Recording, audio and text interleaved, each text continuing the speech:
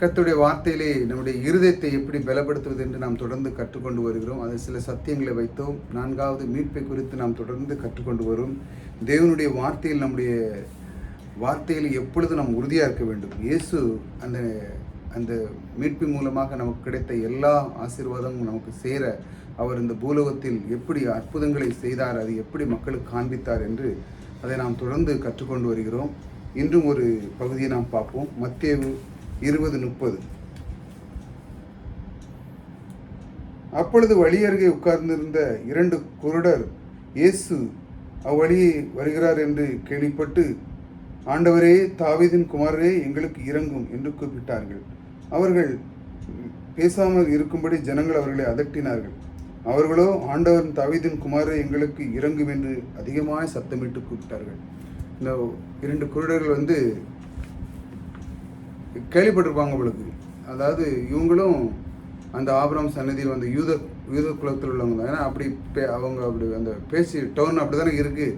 தாவீதின் குமாரரே அப்படின்னு சொல்கிறாங்களா, அந்த மாதிரி ஒரு நிகழ்ச்சியில் அவர் இருக்கிறார். ஆனால் அவர் கூட போயிட்டு இருக்க மக்களே சும்மா இருப்பா, ஏன்னா அவங்களுக்குள்ள எண்ணங்கள் நீ சும்மா நடக்கணும், உனக்கு இந்த கதி தான் அப்படின்னு அவங்க சொல்கிறாங்க. ஆனால் இயேசு கிறிஸ்து அந்த மாதிரி இல்லை, அவர் சுகமளிக்கிறார்.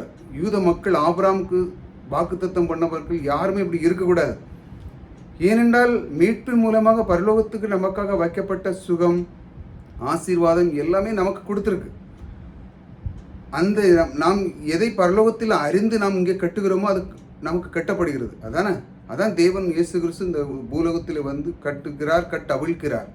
ஆக இந்த குருடர்களும் அவர்களுக்கு புரிஞ்சு போச்சு, யாரோ நஸ்ரேன் வராக நமக்கு சுகம் அளிக்கிறார் அப்படின்னு அவர் சத்தம் கொடுக்குறாங்க.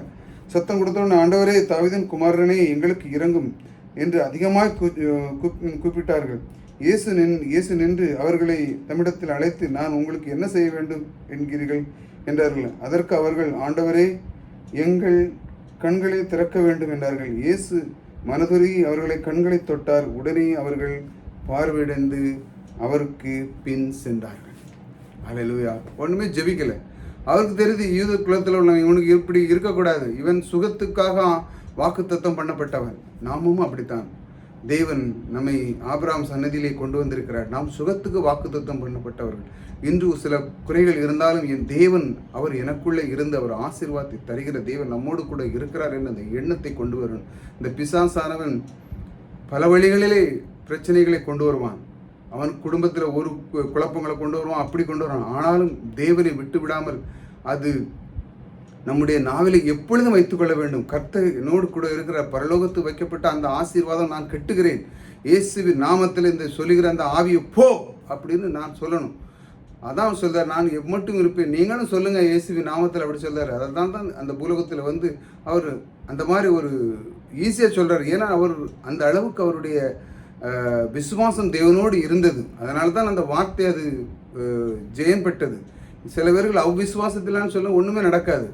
இரண்டால் அவர் தேவனை மிகவும் கனம் பண்ணினார், அதிகமாக அவருக்குத்தான் முக்கியத்துவம் கொடுத்தார். ஆகையால் முக்கியத்துவம் கொடுக்கும்போது தேவனுக்கு அதிகமாக முக்கியத்துவம் கொடுத்த உடனே என்ன நடக்குதுன்னா, அவர் சொன்ன எல்லா ஒரு காரியமும் போ அப்படின்னு போயிட்டு கையை தொடுதாரு, சுகமாயிட்டு. இப்படிப்பட்ட காரியத்தை தேவன் செய்கிறார் பாருங்க. அடுத்தல இதுதான் இந்த முக்கியமான இந்த மீட்பிலே அவர் சுகத்தை கொடுக்கிறார் இஸ்ரேல் மக்களுக்கு. அந்த யூத குலத்திலே அவர் இந்த மாதிரி இப்படி இருக்கக்கூடாது என்று அவருக்கு ரொம்ப எப்படி இவன் இருக்கலாம், இவனுக்கு ஏன் தெரியல அப்படின்னு. ஏனென்றால் 400 வருஷமாக அவங்களுக்கு இந்த மாதிரி போதகமே இல்லை, இப்படி செய்யப்பட்டதே இல்லை. அடுத்தல இது ஒரு உதாரணத்துக்கு போகும். மார்க் 1:23 படிக்கிறேன். மார்க் 1:23.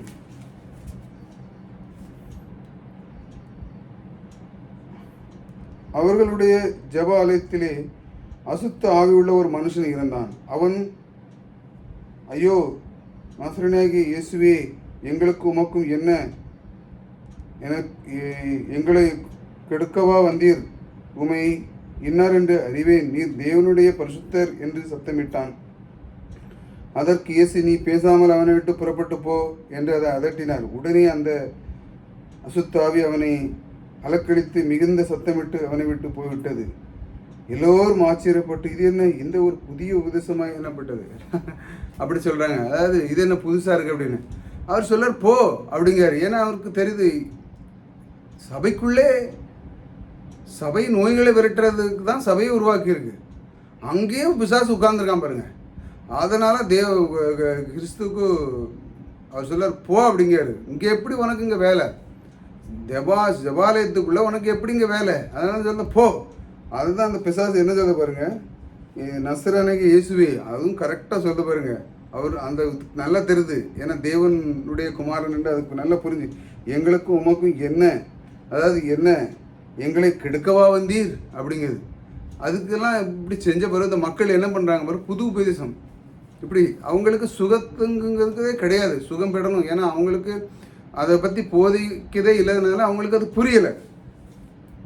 உடனே அந்த ஆவி அவனை அலக்களித்து விட்டு சத்தமிட்டு அவனை விட்டு போய்விட்டது. எல்லோரும் ஆச்சரியப்பட்டு இது என்ன இந்த புது உபதேசம் எனப்பட்டது, இவர் அதிகாரத்தோடு அந்த ஆவியை கட்டளையிடுகிறார், அவைகள் இவருக்கு கீழ்ப்படுகிறது என்று தங்களுக்குள்ளே ஒருவர் சொல்லிக் கொண்டார்கள்.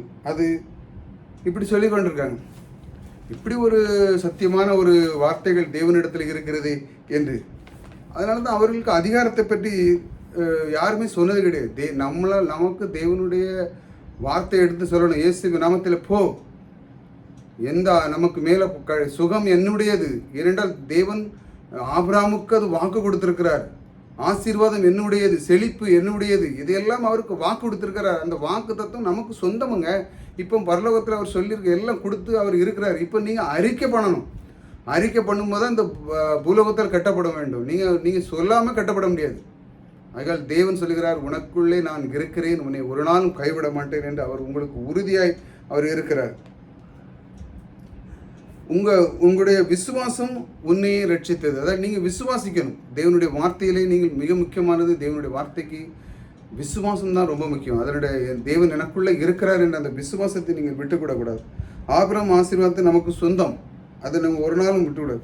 சபை வியாதியை விரட்டுவதற்கு ஒரு இயக்கமாக இருக்க வேண்டும். உலகத்தில் இது ரொம்ப முக்கியமாக அடிப்படையாக நாம் சபைக்கு கட்டப்பட வேண்டும். சபையிலே தான் வியாதி இது, ஆனால் ஹாஸ்பிட்டல்லாம் இருக்குது. ஆனாலும் வியாதிகளை விரட்டுவதற்காக முக்கியமாக சபைதான் எழும்ப வேண்டும். ஏன்னா தேவன் அப்படித்தான் அதை செய்தார். இயேசு கிறிஸ்து அவருடைய நாமத்தில் எல்லாத்தையும் போங்கார், போயிடுது வா எல்லாம் செய்தார். இங்கே நின்று இங்கே இவனை விட்டு ஓடு அப்படிங்கார், கை வைக்கார், கண்கள் திறக்கப்படுகிறது. எப்படி அவர் தேவனுக்கு கனம் பண்ணினார். அந்த கனத்தையும் அவருடைய வார்த்தைக்கும் நாம் கீழ்ப்படிந்து அந்த வார்த்தைக்கு நாம் விசுவாசம் வைக்கும் பொழுது நீங்கள் சொன்னாலும் அது நடக்கும். இப்போ தேவன் அதுதான் முக்கியமாக சொல்லுகிறார். நான் எதனால் வரைக்கும் இந்த பூமியில் இருப்பேன், நீங்களும் சொல்லுங்கப்பா. அப்போ எதை அவர் சொல்ல விரும்புகிறார் என்றால், நீங்கள் தேவனை முதல்ல கனம் பண்ணணும், ரெண்டாவது அந்த வார்த்தையை விசுவாசிக்கணும், மூணாவது முக்கியமான அந்த வார்த்தையை எடுத்து நீங்கள் சொல்லணும். இந்த 3 பாயிண்டாக நல்லா புரிஞ்சுக்கோங்க. தேவனை எப்பொழுதும் கனம் பண்ணணும். அவருக்கு ஒரு சின்ன விஷயம்னால ஒரு நன்றி சொல்லணும். இன்னைக்கு காலையிலேருந்து ஒரு நிகழ்ச்சி எல்லாம் நடந்து முடிஞ்சு வீட்டில் உட்காந்தும்போது படுக்கும்போது தேவனை கனம் பண்ணணும். தேவனே இந்த நாளுக்காக நன்றி, இந்த நாளில் எல்லா குறைகள் இல்லாமல் உணவு உடைகள் எல்லாம் தந்தீர், அதற்காக நன்றி. கனம் பண்ணியாச்சு.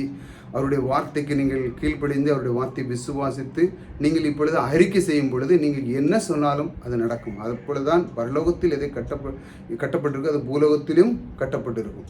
நீங்கள் இங்கே எதை கட்டுறீங்களோ அதான் பரலோகத்தில் கட்டப்பட்டிருக்கு. அது ஏற்கனவே நான் உங்களுக்கு ஒரு வீடியோவில் போட்டிருக்கேன், நல்லா படிங்க. சில பேர் நினைக்கிறாங்க கர்த்தர் தான் வியாதி கொடுக்குறாரு அப்படின்னு. சிலவர்கள் இப்படி பிசாசை விரட்டணுங்க. சில பிசாசுலாம் நம்மளுடைய குடும்பத்தில் வந்து நம்முடைய பிரச்சனைகளுக்கு தான் உள்ளாக்குறான். தரித்திரம் இதெல்லாம் கொண்டு வர்றதுக்கு அவன் ரொம்ப முயற்சி பண்ணான். ஆனால் நீங்கள் அதற்கு இடம் கொடுக்காமல் ஐஸ்வர்யத்தின் தேவனை நீங்கள் எப்பொழுதும் பிடித்து கொள்ள வேண்டும். நான் இயேசுவின் நாமத்திலே போ என்று சொன்னால் அது போக வேண்டும். இப்படிப்பட்ட ஒரு வார்த்தைகளை நீங்கள் கற்றுக்கொள்ளும் பொழுது உங்களுடைய இருதயம் பலப்படும். நான் என்ன சொன்னால் நடக்கும், நான் என்ன கட்டுகிறேனோ எதை கட்ட அவிழ்க்கிறேனோ அதுதான் இந்த பூலோகத்தில் அது நடக்கப் போகிறது.